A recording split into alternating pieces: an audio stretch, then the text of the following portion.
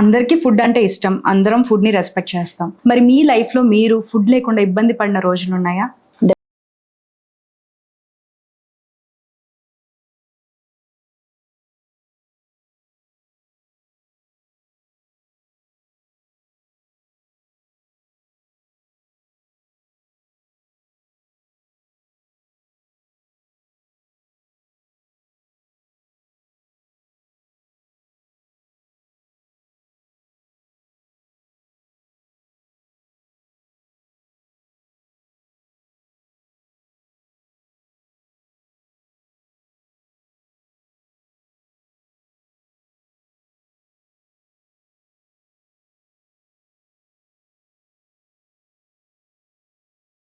నాకు తెలిసి 11 or 12 ఉంటుంది.